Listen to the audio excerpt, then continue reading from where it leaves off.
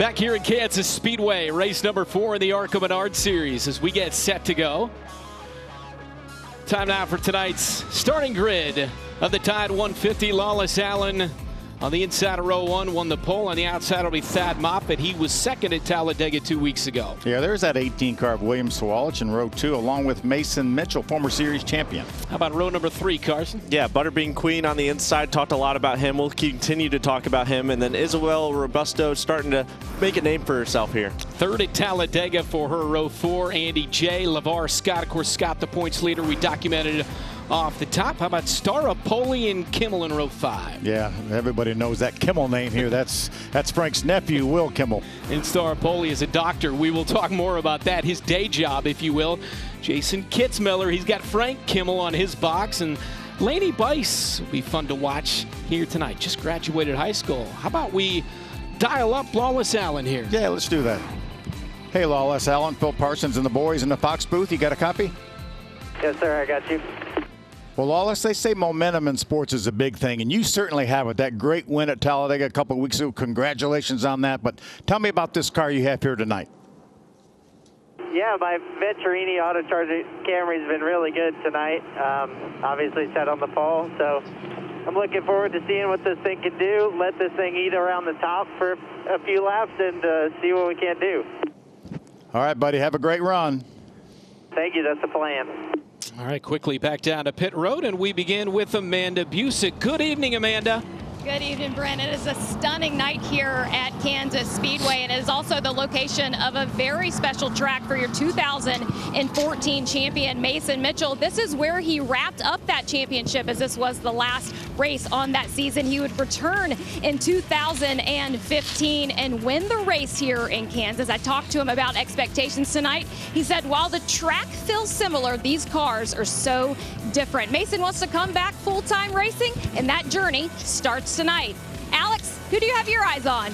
Well, Amanda, we mentioned in the pre-race, Isabella Robusto had the best ever finish for a female 2 weeks ago at Talladega. But coming here to Kansas Speedway this weekend, they found some struggles in the practice session and in qualifying earlier today. I spoke with Isabella, and she said that she felt really tight during that open practice session, and they wanted to adjust the car to make sure that she was race ready. Her teammate, Lawless Allen, hopped inside that race car. He also felt the same thing, so the team went to work. Isabella said that they are race ready to go after it here at Kansas. But if she's not busy enough with her race schedule and her college work, she's now a proud pet parent. Take a look at Luca. This is the dog that Isabella is going home to, and man, it'd be a happy puppy if she found victory lane here at Kansas tonight. Awesome. Thank you, Alex and Amanda. As we get set to go, we had a great chat with her in the garage early on this morning during that open testing, and she is ready to win a race starting here tonight in Kansas. She rolls off 6th. Pace car rolls off. Cars into the tri-oval. Green flag in the air at Kansas.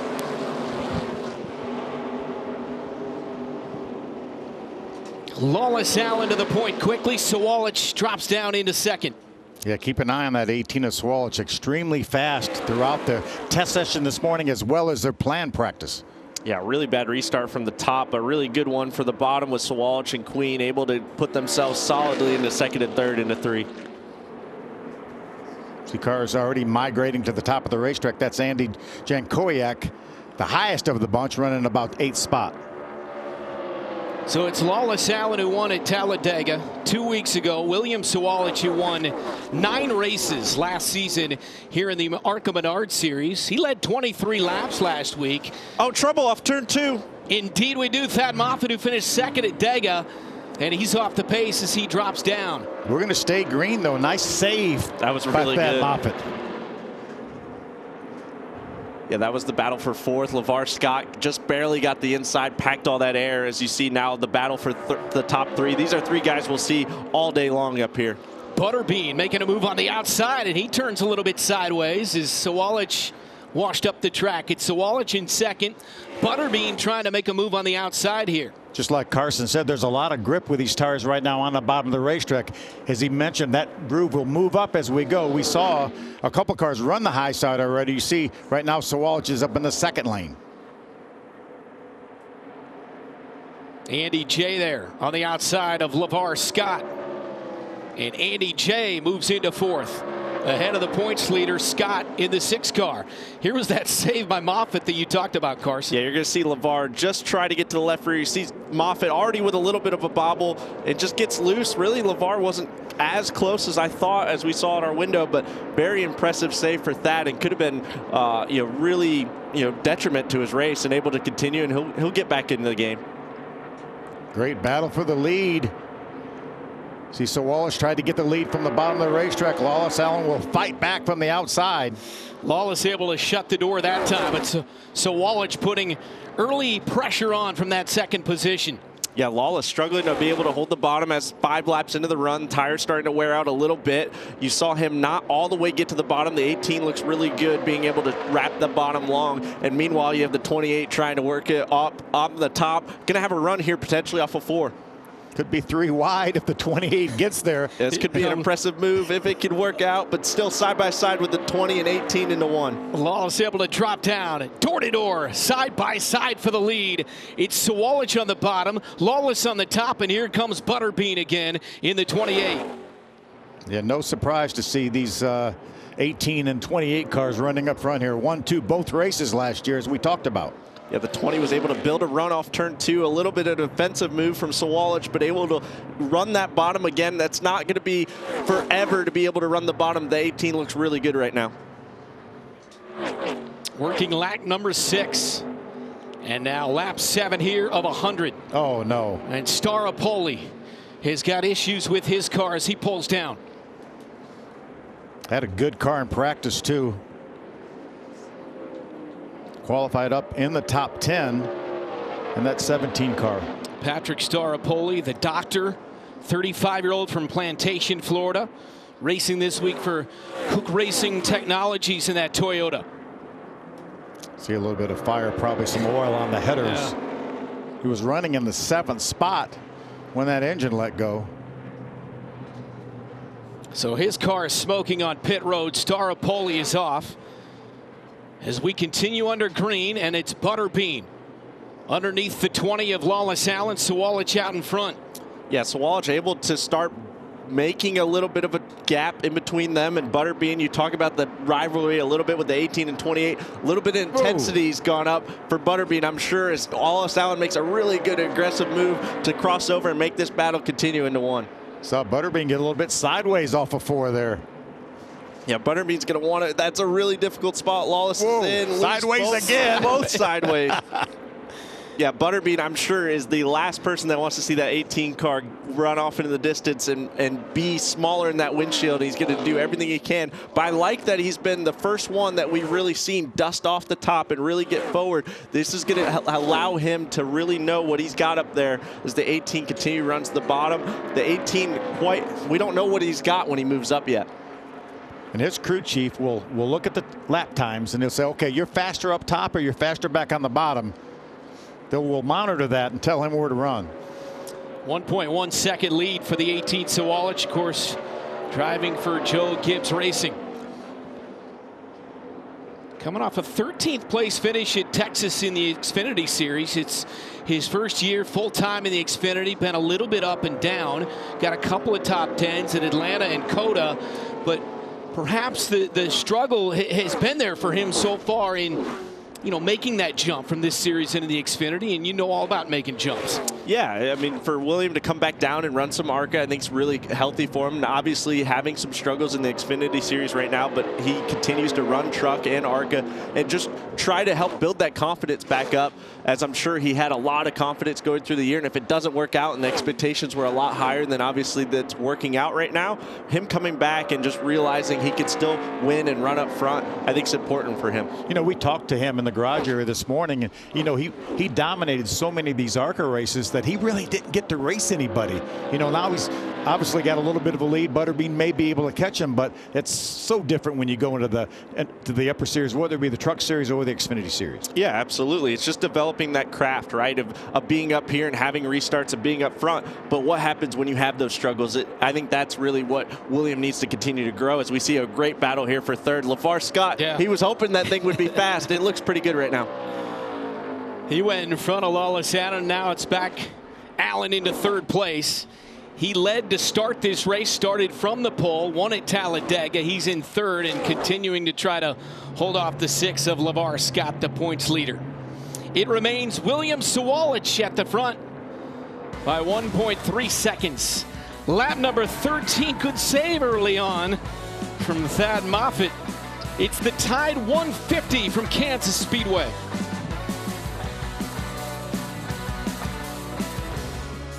Welcome back. Working lap number 19 of the Tide 150 of the ARCA Menards series from Kansas Speedway. The first of back-to-back mile-and-a-half ovals for the ARCA Menards series. Here's a Reese, a sweet move of the race. Carson, you were all over this with Thad Moffitt early in this race. Yeah, really impressive save to be able to hold on to it, especially this early in the race. You don't expect that. When it comes unexpected, it's real easy to lose a handle on that thing, and he did a really good job. Visit ARCARacing.com on Monday, 3 p.m. Eastern time to see who is crowned Reese's sweet move of the race.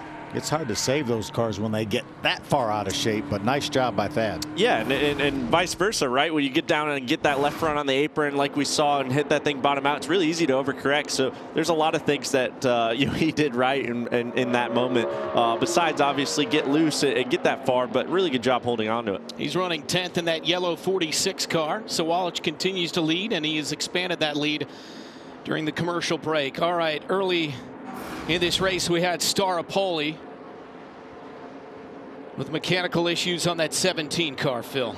Yeah, tough break. Obviously, a lot of smoke, and we caught a glimpse of the under hood during the commercial break, and there was oil all over the underside of the hood, unfortunately.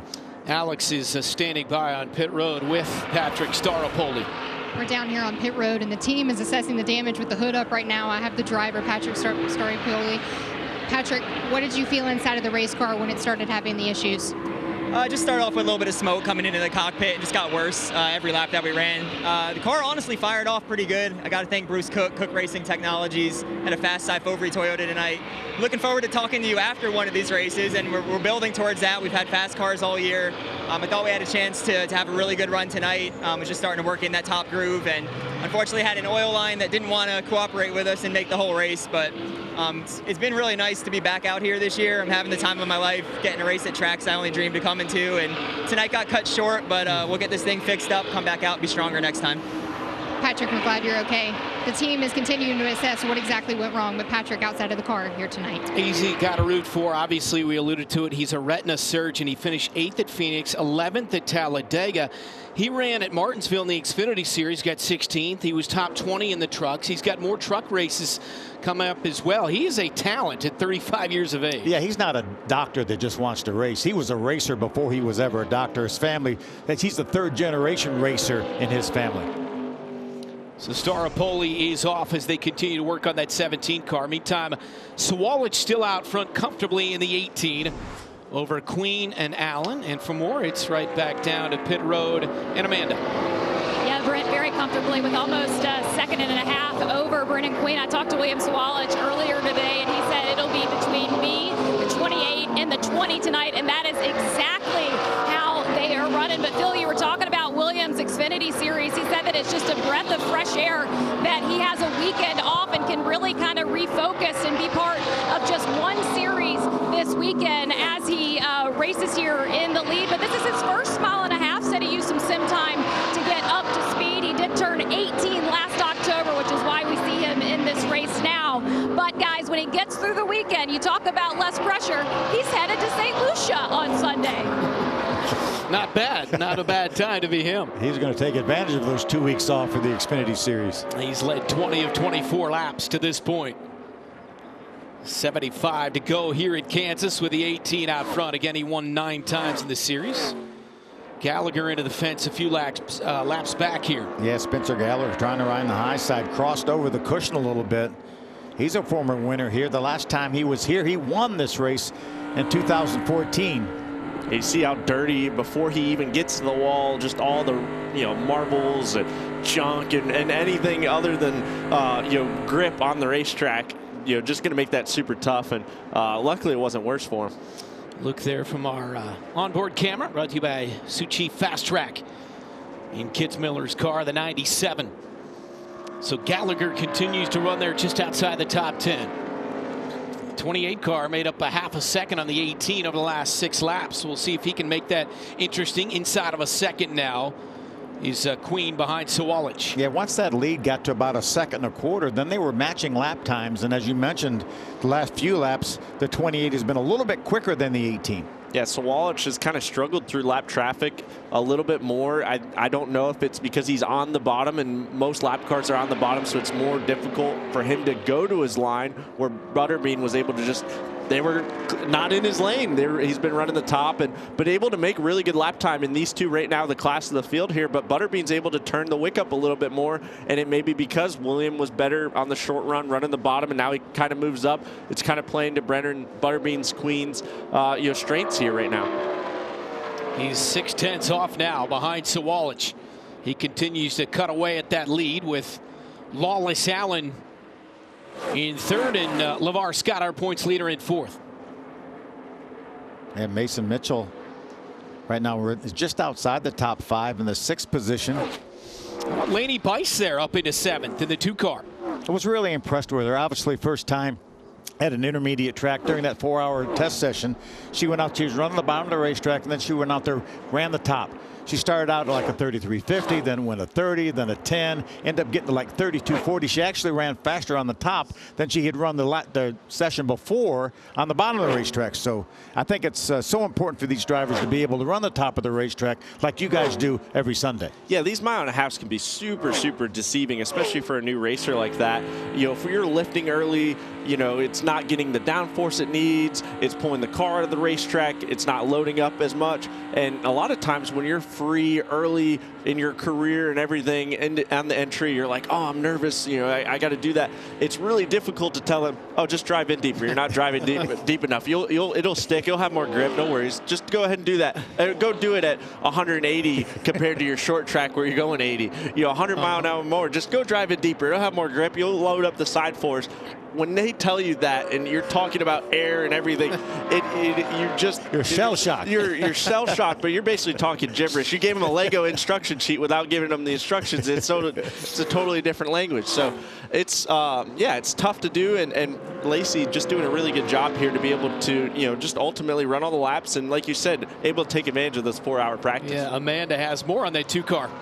Yeah, and you're taking a look at a young lady that comes here with much fanfare. She did win the Wendell Scott Trailblazer Award heading into this season. But Laney, I talked to her about how she got into racing, and she said that, hey guys, there's a lead change up front. Good stuff up front. Sawalich and Queen, it's getting tight, down to 1/10 of a second between the 18 and the 28. And Phil, you documented right off the top this budding rivalry, and we're seeing it right now here on lap 33. Yeah, right now the 28, obviously the faster car has chased down the 18. We'll see what he can do now that he gets in a little bit of dirty air behind that 18 car. Which, that's a nice thing about this racetrack you were talking about. I mean, you have options. You have plenty of options. Also, too, you have options on how you can set up your car. As Butterbean trying to get to the left rear quarter, William might shade to the bottom a little bit. Going to be able to run the top as he's got a lap car in the way. That's really going to hurt William, as Butterbean now to the lead in 3 and 4 here. All the way to the bottom for Brendan Queen, and he goes to the front here at Kansas. Really impressed with this 28 car. You saw William take off, and Butterbean with the first one to the top, and you're like, man, I don't know how good this thing's going to be. Don't know how good the long run's going to be. Is that the plan? But really impressive drive so far with that 28 car, and the 18 I think is going to be on notice here. Yeah, putting some good cars a lap down. There's Thad Moffitt that we saw him with that near spin early on. Right now running in the 9th spot, goes a lap down. Lap 35 here at Kansas in the tied 150. Sawalich had a comfortable lead, but Butterbean has been all over the track, and now he's in front.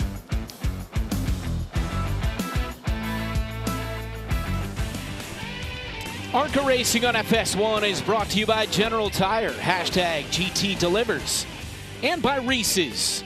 Reese's Peanut Butter Cups. Reese's Not Sorry.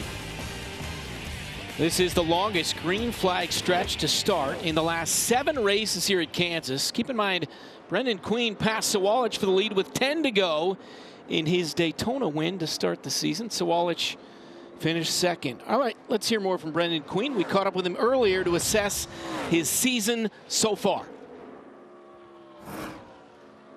I don't really know who my rival would be in the ARCA series, just because it's a lot of new faces and new teams to me, but the 18 being really fast, I'm the type of guy that you want to beat the best, and they're one of the best teams in the series, and I have all the faith in my Pinnacle Racing group that we can contend for wins, and to be the best, you got to beat the best.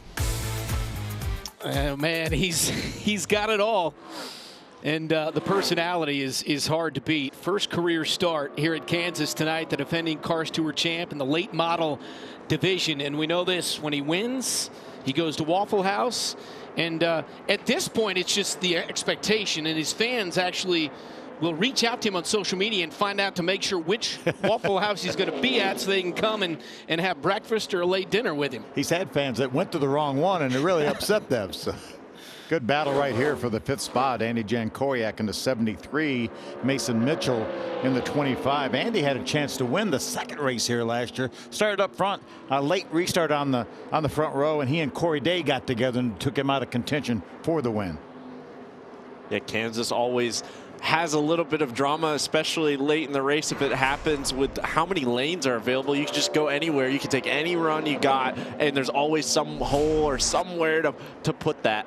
I mentioned in 2022 in the fall race, you finished 2nd in the trucks. Overall, do you like this track, or is it a love-hate? How do you feel about Kansas? Well, you like the places you've run good at, or you hate the places you were so close to winning at. But Kansas is so much fun. It's a driver's track. You're able to move around, do a lot of different things, especially in the Cup car, where you get to run the top and do everything. In the trucks, I imagine we'll do a little bit of everything, but I think that's more so because on Cup we'll run in the daytime. The trucks will run real similar timing to this, and it's a lot of fun. As you see Mason Mitchell does a half slider per se on Andy J, and able to complete that spot and put himself in the top 5 here. This racetrack wasn't originally built in this configuration. It was still a mile and a half, still a trialable, but they reconfigured this racetrack after the 2012 season. A little bit of progressive banking. That's why you race from the bottom to the top. It's one of the raciest racetracks that we have now in ARCA/NASCAR. Well, if they're ever going to build another racetrack, I hope this is about the benchmark for it. It's done a fabulous job of putting on great races, and we saw that last year for sure. In 2 weeks, the ARCA Menards series returns. It'll be at another mile-and-a-half track in Charlotte. Lap 47, it's nearly a 4-second lead for Brendan Queen. There's the points leader. LeVar Scott in 4th. And perhaps some issues with that 6 car. Back down to Alex.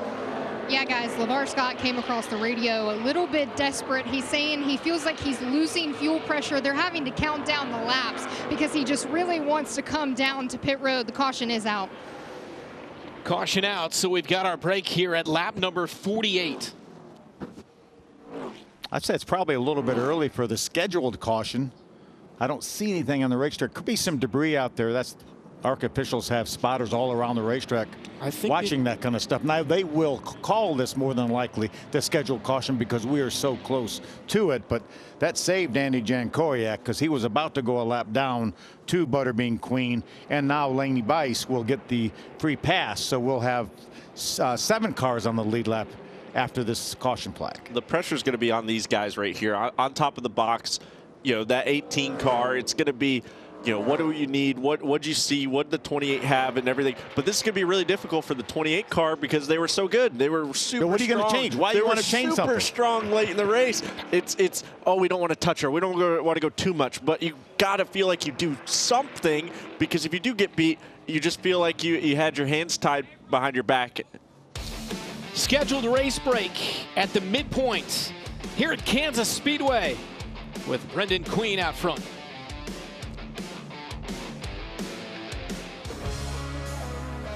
ARCA Racing on FS1 is brought to you by Menards. Save big money at Menards. And by Bounty. Bounty, the quicker picker-upper. Scheduled race break here at Kansas Speedway. The Tide 150. Let's take a look at the Richmond mid-race report. Brendan Queen out front. We've had 3 leaders, 2 lead changes, 6 cars currently on the lead lap. 1 caution, and it was scheduled. So we've been green all the way. So with cars in pit road, we go down there and begin with Amanda.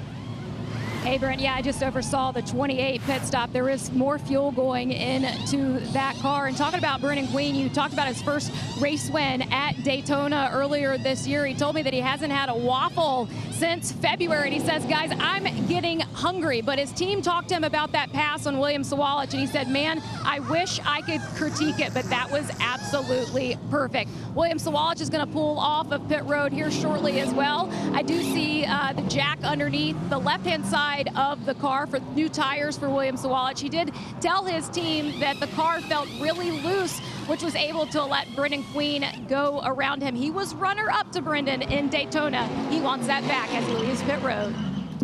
Remember, these are modified live pit stops. These guys are allowed to change 4 tires and put fuel in, just not at the same time, and they will retain their positions on how they came on pit road unless they have some sort of a penalty. That's how they will restart the race. Couple more stories on pit road. We head right back down to Alex. To give a follow-up on the 6 of LeVar Scott, when they called him down to pit road when the caution came out, his exact words on the radio were, thank God. He said that he was feeling really tight on the front end, but the car was better on the long run. They told him to turn the car on and off to recycle to make sure that that fuel pressure issue wasn't still continuing. He drove off of pit road. He says it feels better, so we'll see what he can do. As far as the 55 of Isabella Robusto, she is pitting down 1 lap. She pitted from 8th. She took 4 tires. She also is going to pump it full of Sunoco fuel, and she'll get back out on the racetrack. Finished 3rd at Talladega, running 8th, as Alex mentioned, right there with Brendan Queen out front. Our first caution of the night, the scheduled race break. Here in the ARCA Menards series, Butterbean at the point.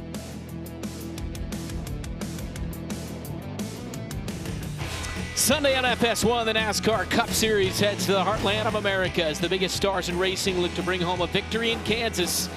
Coverage of the Advent Health 400 begins at 1:30 Eastern with the green flag flying at 3 only on FS1.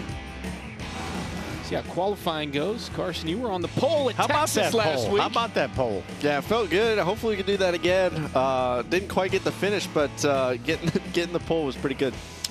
18th in points. You were 6th at Talladega, 2nd at Atlanta. Been a good season for you so far overall, right? Yeah, we finished really, really good at all the super speedways. Those are the only 2 races I think we haven't had any misfortune or bad luck or just any drama or adversity. So yeah, it's exactly what you'd expect from a super speedway. Not a lot of chaos, not a lot of everything calm. But yeah, it's been a good year speed wise.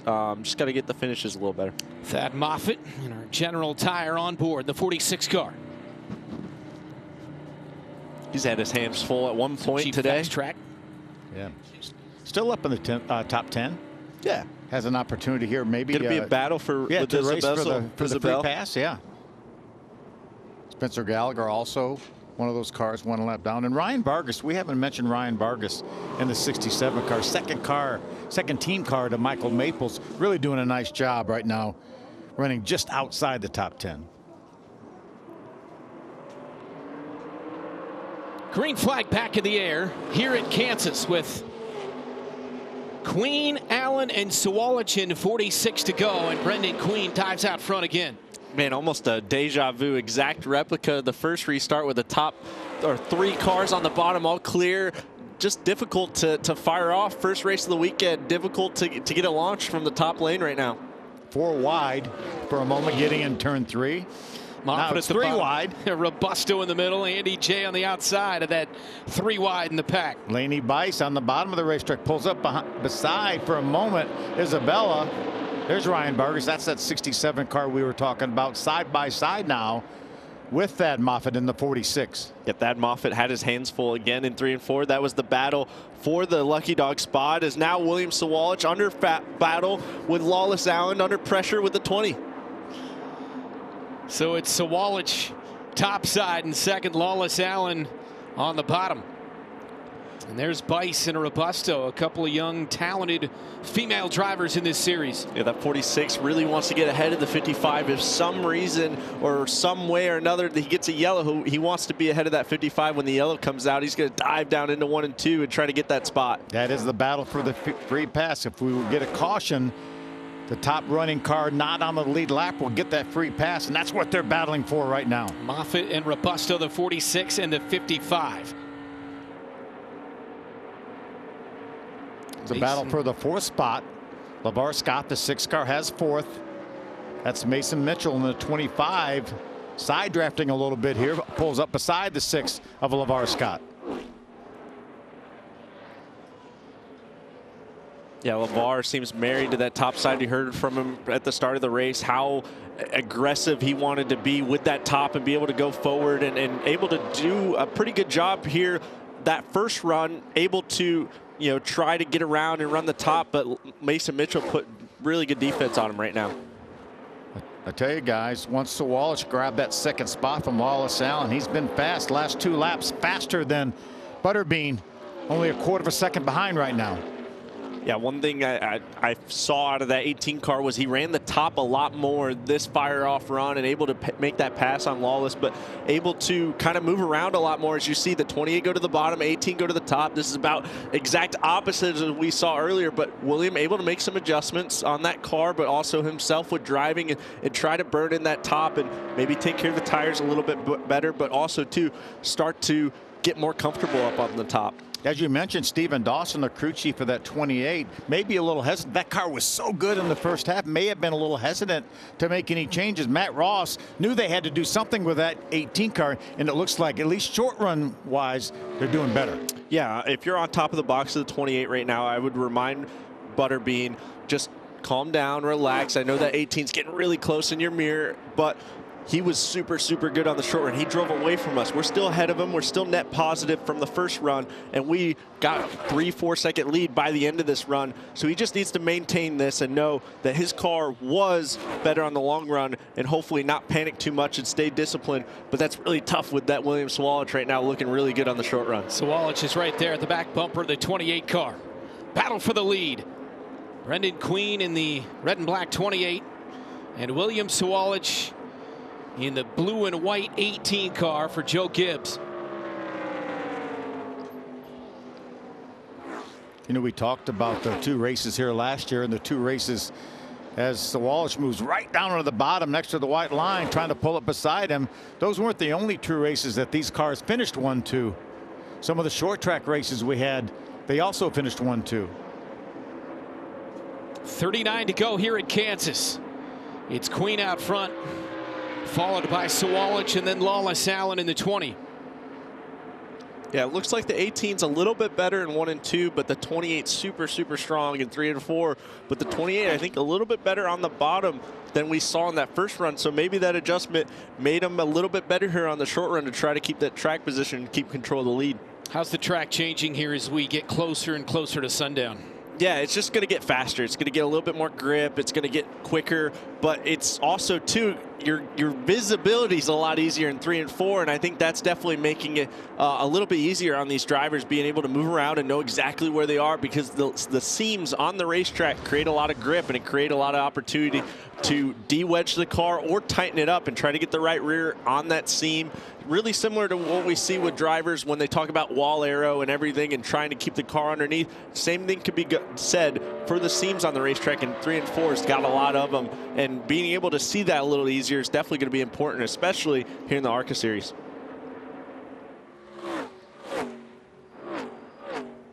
These cars have opened up about a 3-second edge over the 3rd running Lawless Allen. 2-horse race right now. I think if anybody's more excited or hoping these 2 race together and race really hard, it's Lawless Allen. Watching these guys just run off in the distance. He saw it the first run. He's seeing it again. Knows he has a really good car, but you know, these 2 are just kind of the class of the field right now. Last lap they ran exactly the same lap time. Right now it's a lead by 4/10 for Queen over Sawalich. 7 cars on the lead lap. Moffitt the first car, and that 46 a lap down. There's that 3rd place running Lawless Allen right there. Just under 4 seconds behind right now. The leading 28 car, Brendan Queen.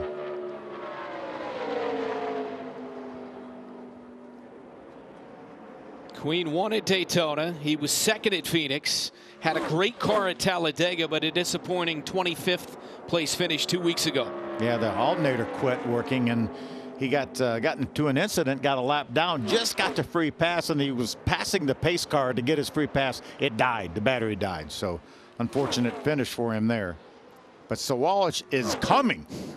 Sawalich is there. The lead is now 2/10, and now down to 1/10. Queen on Sawalich, and Sawalich going to try that top side. Yeah, just really interested to the lane decisions. Obviously, we saw Butterbean take the lead and be super, super good on the top, but he's deciding to run the bottom here. I think it's working for him in 3 and 4, but I'm curious when that line adjustment kind of comes. Obviously, going to make a line change here with lap cars and everything, but I'm curious when that changes, because it looks like the 18 a little bit better, able to build a run all the way through 3 and 4, even all the way to the center of 3 and 4, get really close to 28, but how he gets through 3 and 4 on exit, he's really able to stretch that back out. Yeah, I love that these young drivers have been able to run the top of the racetrack comfortably. He stretched it back out to 5/10 here.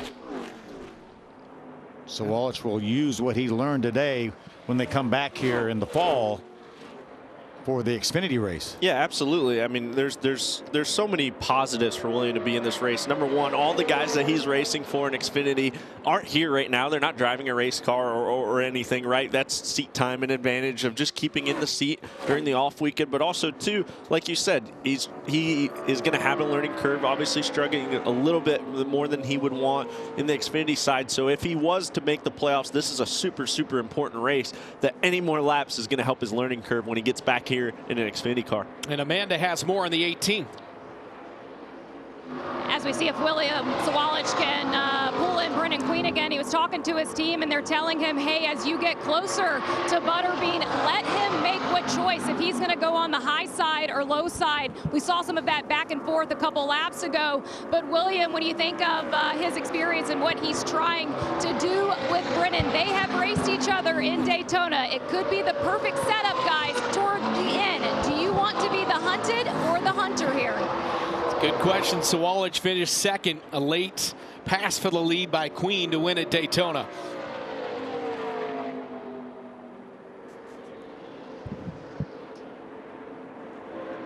"30 laps to go here at Kansas.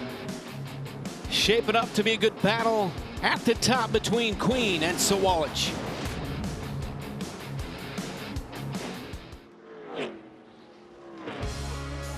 Back at Kansas, 24 to go. It's Queen followed by Sawalich. Let's take a look at today's Sioux Chief fast track driver. It's the number 46, Thad Moffitt, second at Talladega, 24 years old, Trinity, North Carolina, coming off his best career finish. And of course, the grandson of Richard Petty, great-grandson of Lee Petty. Yeah, had a solid 7th place finish at Phoenix. Had trouble, ran well at Daytona, got involved in an accident, but put a couple really nice races together. Right now running up in the top 10 and 8 spot, and he is the car right now, the first car 1 lap down. So if we were to get a caution, he would get the free pass. He's got the edge on Robusto for that first car lap down, as you alluded to. He's raced 21 races over the last couple of seasons in the Truck Series. The fewest cautions in a Kansas race was 2. It's happened 4 times. And of course, we've only had 1 so far today, and it was that mid-race scheduled caution. I think right now, William Sawalich, along with most of the rest of the field, would say we need another caution flag. We just don't want it to be us. But right now, we got, Carson and I were talking during the break, we got 15, 18 laps in, and then all of a sudden it looked like the 28 car just didn't slow down anymore.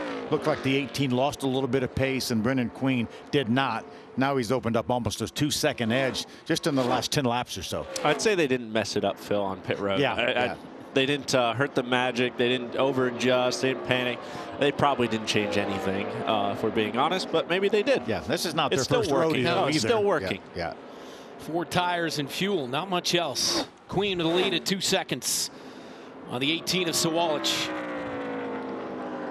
It's been a good start to his National Series career, right? Butterbean Queen kind of jumping onto the scene aggressively in the big cars, right? Obviously, it's not Truck or Xfinity, but ARCA is supposed to be the leading step to it, and obviously did a super solid job always on the Cars Tour and late model stocks and everything, and now get his opportunity at the big tracks and doing a great job. Yeah, won the Cars Tour Championship last year. Remember, he made his Truck Series debut. You raced against him at Wilkesboro. He had a top 5 finish in his very first ever race in a truck. They ran a couple more races. Actually ran here in the truck, so he has a little bit of time in the truck or on this racetrack. But he was telling Brent and I down in the garage area that he felt like it was more important for him to run a full schedule, run for the championship like he is here. He probably had enough funding to do some truck races, not the full schedule, but he felt like it was more advantageous to drive for this team that's owned by Mark and Jerry Webb and helmed by Shane Huffman, who runs this operation. Yeah, you beat me to it. It's the age-old story. Do you go up a level? Oh. We got a caution. Never mind. The 99 gets turned. It's Michael Maples. So there is our second caution of the night, and things get interesting here with 18 to go. Well, sorry, Butterbean. Welcome to the big leagues. It's never easy. And now all these teams have a set of tires on pit road, so I think we're going to see everybody come down pit road and put that extra set of tires on. This will help some of the guys one lap down. Robusto, I'm sure, while everybody peels down pit road, maybe they could do the wave and get that spot back. Yeah, without a doubt. Obviously, Thad Moffitt, we talked about that. He is the free pass position. Michael Maples was running in the 13th spot when he lost control there. There's Thad Moffitt. Said, okay, I'm going to be back on the lead lap, have an opportunity at possibly a top 5 finish. The Sioux Chief fast track on board for the 46 of Moffitt. So he's up inside the top 10. Our second caution with 17 to go at Kansas. Queen in the 28 car. He's in control, but we're about to re-rack him here at Kansas after the spin from Maples.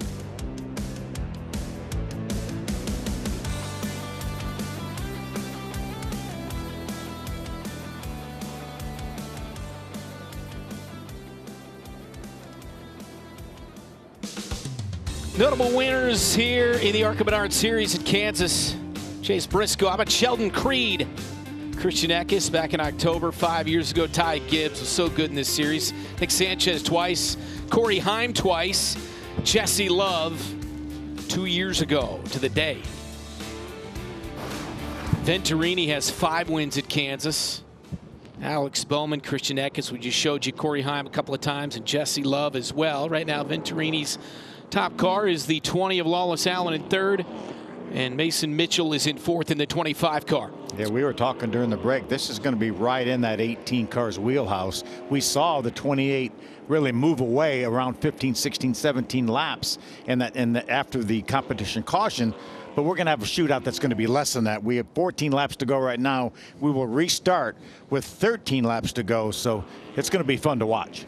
Talked about 2 of the Venturini cars, the 20 and the 25. How about the 55? Today's Rookie Spotlight brought to you by Bounty, and it is Isabella Robusto. Yeah, it's been so impressive. We talked earlier about the fact that she finished 3rd at Talladega, the highest finish ever for a female. She had a 2nd place finish last year on one of the dirt tracks. Running full-time this year, she's had a lot of trouble the first 2 races. She got wrecked at Daytona. That wasn't her fault. She had a mechanical issue at Phoenix, so that really has her behind in the points. But look for her to pile up the top 5 finishes and have a chance to win. Yeah, last fall started from the pole and then had troubles, got caught up in a wreck and finished 28th here at Kansas. So she has got a chip on her shoulder coming into this one. And we talked to her earlier, and I just like the aggressiveness of, yeah, it's great to be 3rd and first female to do that at Talladega, but I want to win races. And we said, well, who's the driver you look the most up to? And she said Kyle Larson, because he can run successfully in anything. Yeah, good news for her, though. She took the waiver rounds. We were talking about the waiver rounds, so she now is back on the lead lap.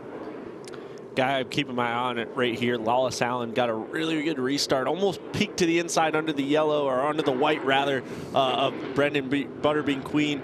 Going to be able to see what we have here as the bottom's dominated through the restart box. Yeah, no out of bounds here either, Brent. Pace car pulls off. 14 to go at Kansas. When they get to the green flag, it'll be 13 at a shootout. Queen on the bottom. Lawless Allen with a big push on the 28. Sawalich didn't get a push on the outside. It's Queen back to the point, and Lawless Allen into second. It's going to be really tough for the 18 of Sawalich, already back to fourth, now back to third here with LeVar Scott under pressure, but he really wanted to see the back bumper of the 28 and not the back bumper of the 20 with somebody in between him and the 28. But Lawless Allen, obviously being able to qualify on the pole, has a good short run car. That 18 needs to make quick work of the 20 if he can get there to him. Can't let that 28 car get too far ahead. Big push on the restart. The 20 car Lawless Allen pushing Butterbean back out front.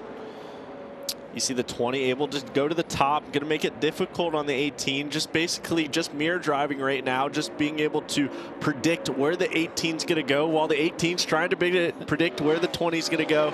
As you see a battle now for, I believe, fifth right here of the 25 and Moffitt. As now you see a battle for second. Sawalich needs to finish this as quick as possible inside the 20 down the front stretch. See him side draft, pull up on that left rear quarter panel to stay even with him, pull that 20 car back, and he's able to make that pass. Sawalich back into second, the 18 car with 11 to go here at Kansas Speedway. Yeah, if you're Butterbean Queen, you just need to focus up all windshield right here. But if you're Sawalich, you're continuously trying to build momentum and build a run to this 28 car, and know if you do get there, what you're going to do with it is you might not have an opportunity other than just maybe one time. We talked about the 46 of Thad Moffitt. That was a battle for fifth. You see Thad Moffitt, that yellow car, in fifth right now, pulling right up underneath the 6 of LeVar Scott. Yeah, the 46 is pretty good when his right rear is in about 200 degrees from sliding it, as he's able to get to. Whoa, no. He's into the wall. Moffitt just obviously was not clear. He's going to be in the wall. I'm sure this is going to bring the yellow out. Still green, as we see. Still green. Moffitt going to try to bring it down there. The caution is out with 9 to go. And you're right, he was not clear of the 6 and got spun into the wall. The 46 of Brett Moffitt, Thad Moffitt. Yeah, you see his hand up, wondering what had happened. You just wonder, you know, obviously the spotter's playing an important role, but he was obviously not clear. I can't imagine that the spotter would have said clear, because he certainly wasn't. Yeah, we'll have to go back and look at that. It could have been a case of he said clear, but at that instant he might have been. At that instant he was clear, but you saw, you know, he was making that move off of 2. Well, when the wreck happened, it was midway down the back, so he maybe have heard clear and just never got up, and by then the 6 had taken advantage of running the top and building the run down the straightaway to get back to the right rear. You know, it could have been just multitude of things that we'll have to take a look at. But obviously a lot of damage, not going to be able to drive out of it. You see here, inside the 46, we were on board with him, just able to, it's obviously a tough spot, but you see the shadow. He was all but clear right here, but as he's changing directions, he wasn't clear. So he was clear, I think, probably got the call exit of corner, and the spotter probably predicted him to slide up of, hey, you got a quick hole or clear. But as the 6 is going to have momentum down the straightaway, you got to realize that if you're not going to take it, the 6 is going to have a spot as, yeah, a brief moment maybe clear, but as he's coming up, you see that 6 car start to come back into the picture. I mean, there was room for that car in front of the 6 car, but as you mentioned, the momentum, and the 6 didn't do anything wrong. I mean, that certainly was no malicious intent there. No, absolutely. I mean, he probably was sitting there watching the 46. As you see here, clear, right? Yeah. It's like clear. And just as he's seeing that, you see the 6 start to build back and run. So the spotter, I mean, it's just such a tight spot, and obviously late in the race, things going to get aggressive. But I think Thad just hesitated, right, of, I don't know if I actually am clear, and probably hesitated of hearing that clear, and then was like, all right, well, all right, sure, I'll believe you. I'll go try to play with fire a little bit. But by then, you can't say, oh, now back outside. Just a tough spot. Yeah. Go to work on the right front there, the 46 car, that battle for 4th.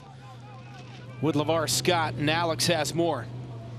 You guys are exactly right. When listening to the radios, the 46 of Thad Moffitt thought he was clear. He ended up not being clear. He said sorry across the radio. And then the 6 of LeVar Scott is being told that it was his fault. He did nothing wrong, that the 46 was going to clear himself and just keep it down and let's go chase it.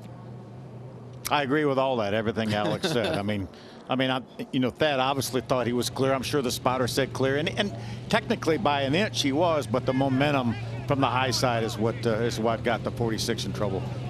1 caution over the first 82 laps, and it was scheduled. 2 cautions since.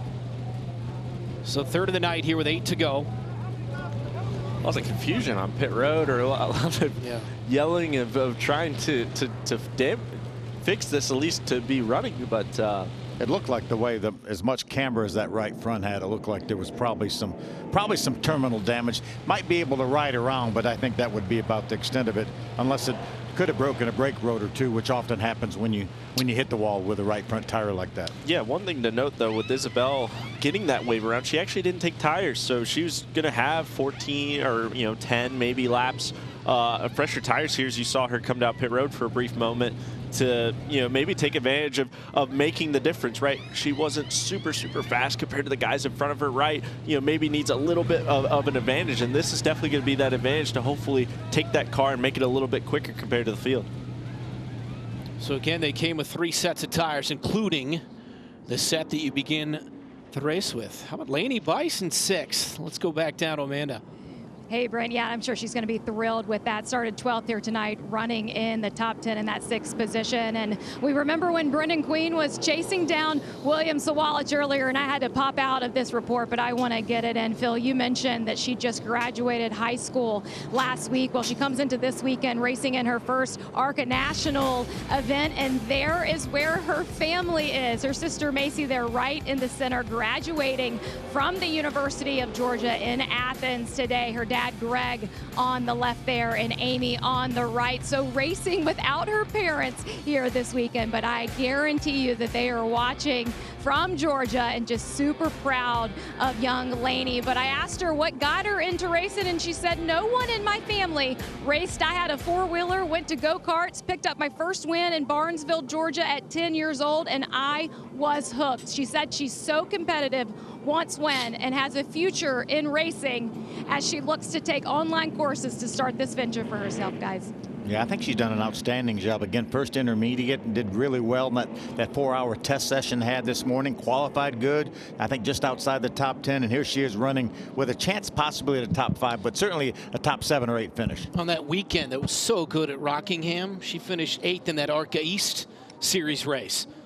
So coming in with a lot of confidence, and she continues to build that. And I like that her teammate LeVar Scott was very involved. We saw it during the practice. He was on top of the box with a headset on, trying to help her out as well.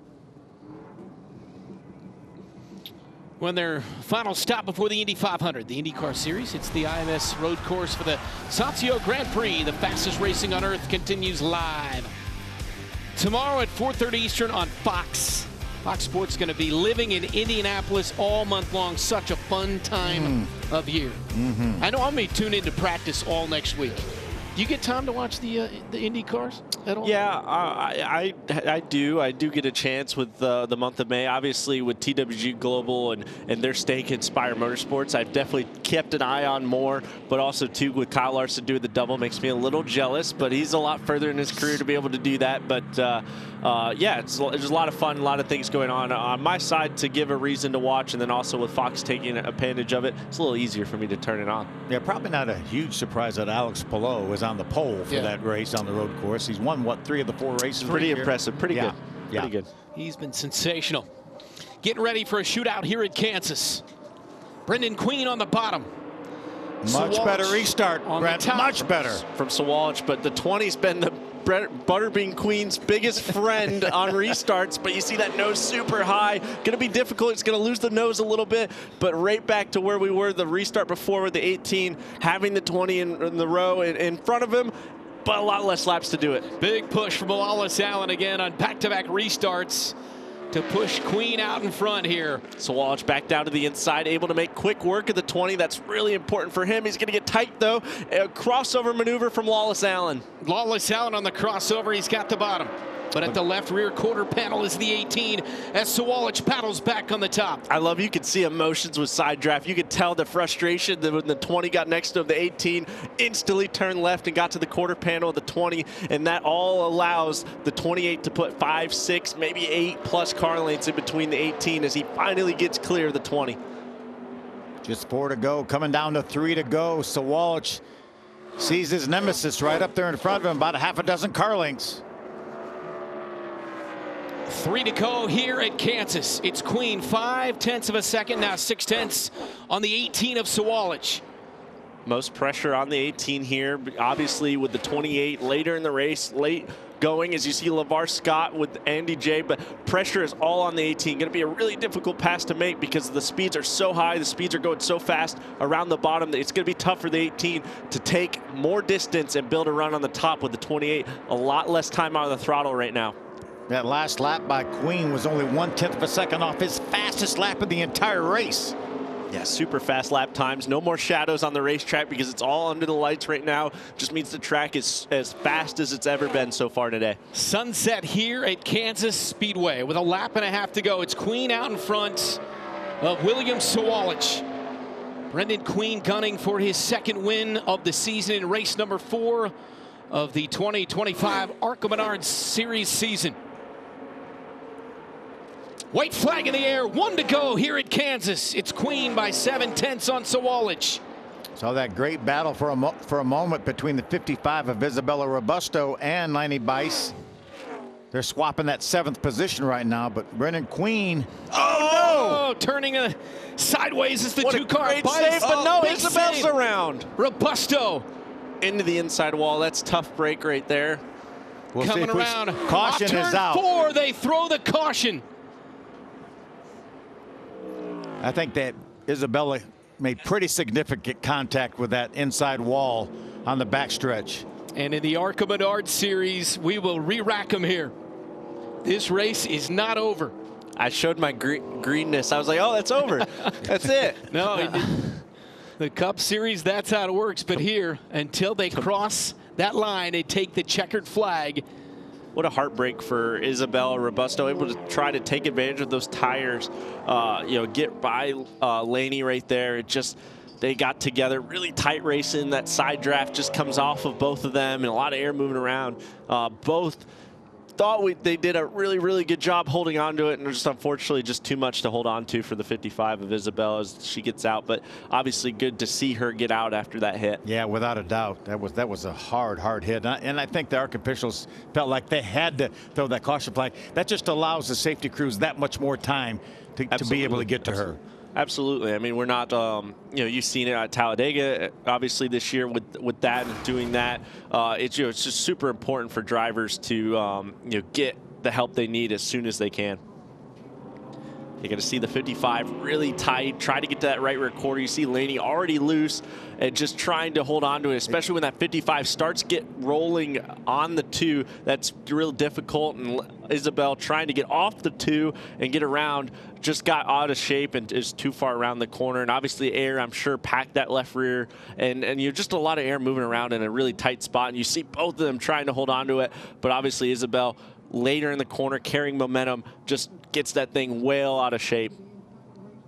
And just right here, you're just along for the ride. You know, obviously probably just taking the hands off the wheel, just getting ready to kind of brace for impact, and you know, just a really hard hit right there. Yeah, thank goodness for the safer barrier. Big impact for the 55 inside retaining wall. First overtime finish is coming up here at Kansas in September of 2022. You think William Sawalich is wishing the ARCA Menards Series would develop a choose cone right about now? On board Kitzmiller here, you just see, you can almost see the air. You know, just as they're going, as that 2 car's finally finishing up, swipes almost the back bumper per se of the 55 with that air. It just pulls that thing around. That's tough. Yeah, crew chief said no, not again. Yeah, he's seen this before, right? Full moon here. Pretty full, looks like. Sunflower State, 19 miles from downtown Kansas City on a picture-perfect night, and we get overtime. You know, we saw Kitzmiller there, was right behind that side-by-side battle between Isabella and Laney, and you know, he was 2 laps down at one point. Now he's fought his way back on the lead lap, running 7th. Yeah, what a good story for Kitzmiller. Of course, Frank Kimmel, a legend in the ARCA Menards Series, is on his pit box. A couple top 5s this year already for Kitzmiller at Daytona and Talladega. General Tire on board for that 97 car. So Lawless Allen has been such a good pusher here late in the race on the restarts. Amanda has more. Yeah, I was talking to him about that win at Talladega ahead of tonight, and he said, you know, I get to come to a racetrack now, and I don't have to win for the first time, but this has become the standard. I want to win, guys. He started from pole here tonight, but he was just talking to his team about the restart that is coming here. He will be behind Brendan Queen yet again, as we've seen him help Brendan push that to a gap in the lead, but they told Lawless on this time, break away from behind Brendan quicker so you can have an opportunity here too. So Walsh might be happy to hear that as well. Yeah, it's difficult when you're the pusher, right? It looks super good. It looks like you're amazing at these restarts and timing it. But the real big thing with them giving that break and trying to keep that gap is when you see him, it takes all the nose off, or it takes all the air off that nose, and it puts the front end super high in the racetrack. Well, when you get down to turn one, if that nose is still in the air, it makes it really difficult to turn and really tough to try and maneuver. And especially when that thing slams down, it always tends to work out with that note. You predict it and try to get it right, and you get all this wheel in it, and all of a sudden you get air on the nose again, and that thing slams down. All of a sudden it turns, and now you're loose, and now you're trying to hold on to it. And you know, it's just a tough deal that it looks like you nail this restart, and then all of a sudden you get through turn one, and it looks like you then just put your hands underneath and sat on it, right? And it's just difficult to be able to take advantage of that good restart. Take a look at the winners so far this season, and we get set for a one-lap shootout. Daytona, Brendan Queen led the final 10 laps. Ride the Dente 200 winner. How about Brent Cruz? He was really good there in Phoenix. Certainly was. One-lap shootout there to get that win. Real similar. Lawless Allen 2 weeks ago at Talladega. His crew chief said he was flawless, lawless. Loved it. That one may stick for a long time. So unlimited attempts at a one-lap overtime finish here in the ARCA Menards series. Green and white flags will be displayed at the same time. And we'll do it till we have somebody drive under the checkered flag, under green. We'll do it all night long, and the Waffle House is open 24 hours. So Brendan Queen will be fine on that. Bean Nation will have to wait a little extra to see 28 in victory lane if he can hold off the 18 one more time. Remember, no restart zone in ARCA. It's just a restart line at the beginning of the restart zone. You see the gap to the 20 and the 28 there. Green flag back in the air. One lap to go here in overtime at Kansas. Pushed out to the front and to the top is the 28 car. Now side by side for second. Lawless Allen and William Sawalich, but it's Queen pressing that lead. Lawless Allen lost a little momentum. Mason Mitchell's going to be able to get up beside him. Mason's in that 25 car. Into turn 3, it's Brendan Queen. 2/10 of a second lead on the 18 of Sawalich. Off of turn 4, into the tri-oval. Brendan Queen, checkered flag in the air, and Butterbean wins at Kansas.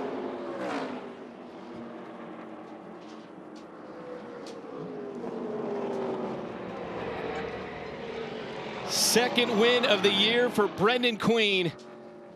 He did it in early February at Daytona, does it in early May here at Kansas Speedway.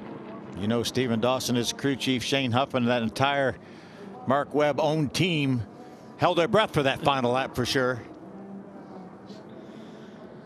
And the closest Waffle House to Kansas Speedway, 4 miles at North 130th Street. So, Bean Nation, you've got the information you need.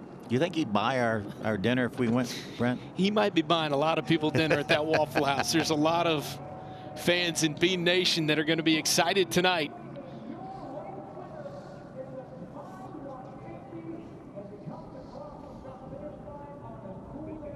And again, he was so good on those late restarts, 3 of them, including overtime and the one-lap shootout. Yeah, I'm sure he went to work on these restarts. Obviously, a little bit of redemption here to be able to do it on a one-lap shootout from what happened to him at Phoenix. You know, being able to lead so many laps and then lose it on that last restart.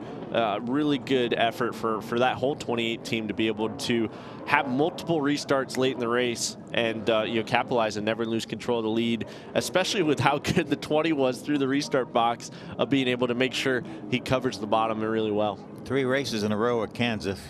with the 18 and the 28, 1-2. We came on the air, and that was your headline, Phil, and that's how it played out here.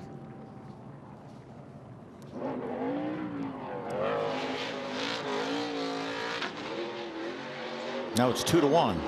The 28 got 2 of those wins, and the 18 got the other one. And a good bounce back after a 25th place finish at Talladega for the 28 car. So 3 races of our 4 in the ARCA Menards series this year. The 28, 18, 1-2. That's it. Yeah. I'd say it's a rivalry. Yeah, and I think we're going to see that all year long. One thing we saw is a pretty good burnout. I think he's getting pretty good at this. You don't normally get to do that when you win cars, late model stock races and everything, and you get to do that at this level, and you know, getting the smoke show pretty good. Amanda will be with him when he comes up out of that smoke in the 28. I think he's lost where the window net is, and for how foggy it is there. It took him a minute to get the wheel and everything off. And it's like a set off a smoke machine in that 28 car. Trying to breathe right now. It took him a minute. 2 wins and a 2nd place in the first 4 races of 2025 for Brendan Butterbean Queen. Well, he's doing exactly what he wanted to do. He wanted to come to the ARCA level and race for a championship, but more importantly, win races at this level, win races at these tracks that NASCAR goes to, and do that at a high level, right? And being able to do this is exactly what he's doing, and it's really impressive. Just glancing at the updated points as they run now unofficially, the top 3 in points are separated by 2 points. Awesome. Sawalch 2nd, then Mitchell was able to sneak up to 3rd to finish. Lawless Allen 4th, and LeVar Scott 5th. He's milking it for all it's worth here. He's savoring the moment, which is important. You learn that later after you won a bunch, but how impressive. Great to get out. Great crowd here at Kansas. Yep.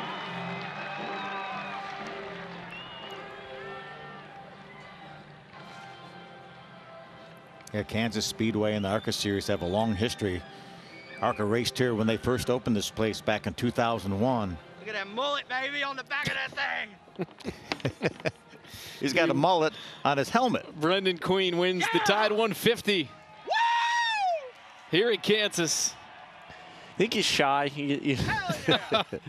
Oh, we had so much fun chatting with him in his trailer earlier this morning during testing before he went out.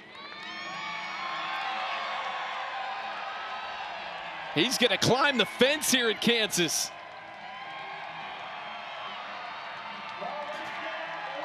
You said a good crowd, and he just got him going. He's going to get some new members, I promise you, into Bean Nation here tonight in Kansas City. Well, he's almost waited a month to do this again, and he's taking advantage of it.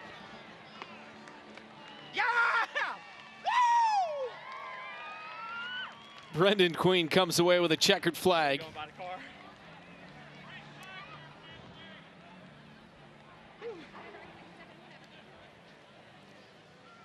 And here he is with Amanda.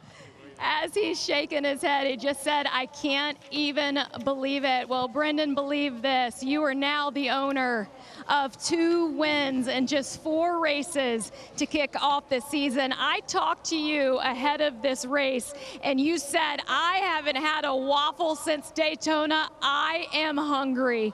What made this race car absolutely eat tonight? Pinnacle Racing Group, baby, right here. Allfax has got the mullet on the helmet, and that baby was flapping in the wind tonight. We haven't had a waffle, and I let one get away in Phoenix, and of course that's going through my mind there at the end of this race, but at the same time, that's what a race car driver lives for, is an opportunity to redeem yourself, and these guys worked so hard on this car. The only thing I could do is win them and take them to Waffle House tonight. Well, I know another thing that was going through your mind at the end of that race. We talked about restarts ahead of this race as well, and you kind of laughed and you said, man, I'm trying to get better at it. How would you rate your performance tonight? How was it? You're right here. You know, late model guy, me is used to 3rd to 4th, so when we're going through the whole H pattern, trying to manage the runs, Derek Nealon up top does such a great job coaching me and keeping me in the game. I got to say hi to the whole Staten family, Best Repair Company. They're back home and didn't make the trip out, and I know he's probably mad he's not here tonight, but and same with my mom and dad. They're both home watching on TV, so they missed out on a Kansas win, but got to thank the man above. Got to thank Tide for sponsoring the race, ARCA Menards Series, Bean Nation, and all the fans that came out tonight. You guys rock. I love it. That's what we do it for. I got to thank everybody on this Pinnacle group, my crew chief Steve-O, and all the boys do such a good job. My girlfriend Nicole, she's always working behind the scenes. Folsom Fence Supply being on board in the lower quarter this week. Everybody at Chevy with Josh Wise and Scott Speed, and them welcome me into the Chevy family this year. And I told all my guys there, obviously I got to think one more. I think Driven sunglasses. I don't have them out tonight, but I told my guys that you know, all I wanted was a shot in my career, and I thought I was going to be just a late model guy, like I said at Daytona, but they can't say we ain't won on a mile and a half now. I absolutely love that the smoke is still coming out of this race car, and Butterbean Queen, the winner here in Kansas. Alex? Well, I'm here with the second place finisher, William Sawalich. I know that you were battling the 28 there all night. What more did you need inside of your race car? Yeah, that first segment we were just a little bit too loose on the long run, and the second segment we were a little bit too tight. Just didn't have what it took tonight, but also didn't have a bunch of help on restarts, and the second lane was a little tough to launch in. It had some wheel spin, but I mean, he did a good job. Proud of my JGR boys for bringing me a good car, and our Starkey Camry was pretty good. We know how much this track changes. Obviously, we went from day to night, but also you guys were finding those lines. What did you feel here at Kansas? Yeah, I mean, it was pretty much tongue out every lap. I mean, it was everything you had. Just to find the clean air, and dirty air is pretty bad in these things. So, I mean, I think we had a good run. Thank you, William. William Sawalich in the 18 comes home second. He was second at Daytona, ninth at Talladega, and second here tonight. Reese's sweet move of the race, another nominee right here with the 28 burning it down. And you can visit arcaracing.com on Monday, 3 p.m. Eastern time, to see who is crowned Reese's sweet move of the race. It might just be that, as he gets a beautiful burnout and heads to victory lane here at Kansas tonight. Brendan Queen in the 28. Winner of the Tide 150 in the 28 car. Second win of the season. Butterbean takes home the checkered flag. More to come. Back here at Kansas Speedway in victory lane, the 28 car for the second time this season. Brendan Queen, our third and final Reese's sweet move of the race. Phil, how about this? He climbs the fence here at Kansas. I liked it. Little a la Elio Castroneves, Yes. who was his teammate, by the way, in Daytona. Both, we know Brendan won Daytona. Maybe he got some advice. After being wrecked 2 or 3 times, still ended up with a top 5 finish. He'd be a good guy to take advice from. Visit arcaracing.com Monday, 3 Eastern, to see who's crowned Reese's sweet move of the race.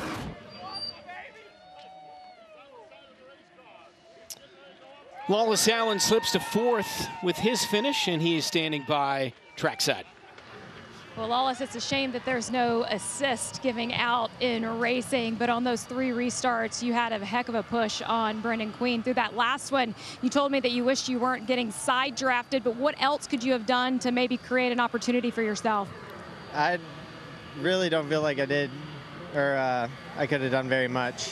I feel like I got a good start. He covered me off. I couldn't shade bottom, and the 18 was on my door, so not much I could do. I hate it for my Auto Charge Venturini guys that wasn't third. Maybe 3rd would have been enough for the points lead coming out of here, but we're 2 back now. I just saw it, so it is what it is. We'll get them a Charlotte. You started on pole here today, and we were talking about that Talladega win earlier today, and I asked you off camera, what do you think of this flawless, lawless nickname? Can this stick? I don't think I have much say on if it sticks or not, but I've heard that nickname since I was in like 1st grade, so it's nothing new to me, but I guess it's good. There could be worse things to be called. Thank you, Flawless. Brent, see, there you go. There's the answer. There you go. He was flawless at pushing there late, and certainly a big assist to the 28 who sits in victory lane. Allen finishes 4th. His teammate Mason Mitchell in the 25. Venturini Motorsports finished in third. And again, Robusto in that 55 with a late wreck finished 13th. Yeah, tough break as she was racing Laney Bice for a top 10 position. Just again, she's had such bad luck to start the year, but that'll turn around and she'll put together more finishes like she had at Talladega a couple of weeks ago. Fifth meantime for LeVar Scott, and he is standing by with Alex. Well, it'll be a top 5 for LeVar Scott, who, LeVar, let's first talk about the final restart. You gained a position there, but what did you feel coming to the checkered flag? Happy. It's another top 5. I mean, we worked really hard for those, right? But like I said earlier, my crew chief, me, Glenn Parker, Rev Racing, and Team Chevy worked really hard to try to do the 28 just did, and it didn't work out for us late, but it's still a top 5, so I'm still happy. I think we're still in the points lead, so still walking away with the good finishes. Internally, I worked hard. You know, I want to win. The name of the game for this team has been consistency. You guys have been so consistent, another top 5 here. How do you feel about this team right now? We're good. We're, like you said, we're consistent. That's kind of our mojo, whatever you call it. Yeah, we're consistent, but we definitely want more. We want to be fighting for wins. I think like I said earlier, we work really hard to be able to do so. We just have to do it. Thanks, LeVar. A top 5 here for him tonight. And to that point, 4 career starts at Kansas for LeVar, 3 top 5s, but you heard him say it, he wants more. He wants to win races. Defending points champ. Brendan Queen soaking it all up. He's in victory lane with his second win of the season. We wrap things up from Kansas when we return.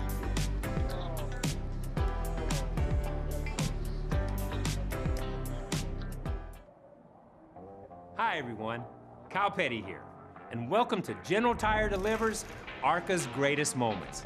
If there's one track where rising talent often steps into the spotlight, it's Kansas Speedway. The multiple lanes, the high speeds, this place challenges even the best. And in 2021, Nick Sanchez showed up ready to prove he had what it takes. The series champion Ty Gibbs dominated all race long, but Sanchez explored every inch of this track, battling his way into contention. And a late caution threatened to shake things up. But on the restart, he nailed the gas and surged to the front. Nick Sanchez out of nowhere here at ARCA. And held off Gibbs to claim his first ARCA victory. Announcing to everyone he was a new star on the rise. That's the magic of Kansas Speedway, a place where young drivers become contenders. I'm Kyle Petty, and thanks for joining me as General Tire delivers ARCA's greatest moments. We'll see you next time. Back here at Kansas in victory lane for the second time this season, Brendan Queen wins the Tide 150 here just outside of Kansas City. Let's go back to the highlights of this one, and early on, a great save as the 46 got sideways. Yeah, completely sideways. You see LeVar Scott, the 6th car was on his outside, but a nice job. Unfortunately for Patrick Staropoli, he loses an engine. Yeah, tough break for him, but you see all the oil and everything, just tough break right there early in the race. You see Spencer Gallagher catch the wall into 3 and 4 real early in the race at a blind spot with all that sun. Going to be a difficult spot all weekend for drivers. See Michael Maples in 99 that brought out a late caution flag to give us an opportunity to have a shootout towards the end, and an unfortunate situation for Thad Moffitt. Yeah, Thad Moffitt able to come get the free pass, battle inside the top 5, get to 4th. You see the frustration that ended his day. Then Laney Bice and Isabella Robusto make contact, and Robusto hard in the inside retaining wall.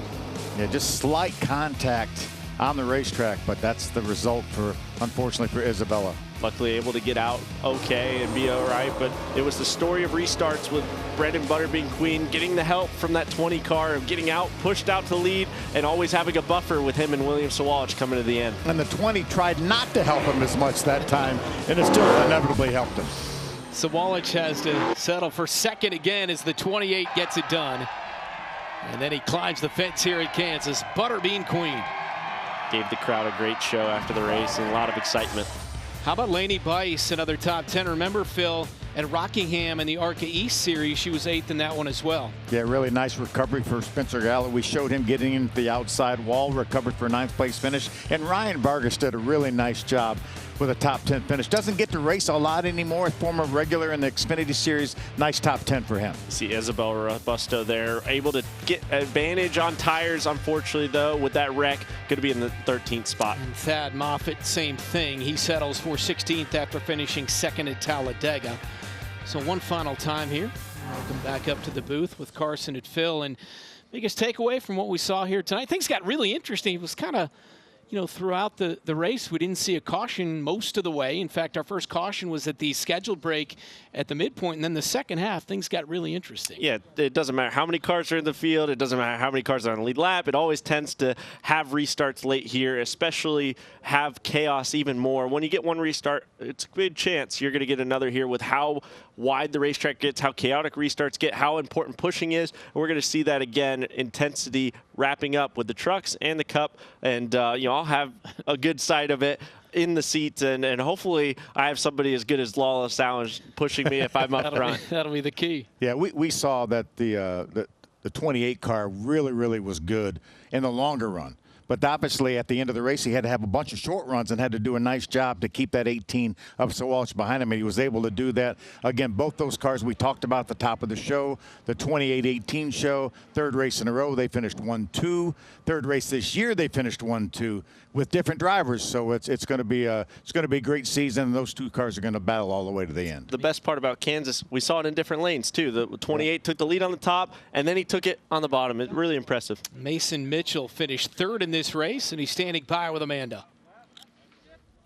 It was a third place finish here at Kansas for your 2014 champ, Mason Mitchell. And you just told me that you got everything out of that race car that you could tonight. But you also told us today that you're looking for a return to full-time racing. How was tonight's display and effort of that? It was good. I felt like everybody did a really good job here in the Venturini Motorsports team.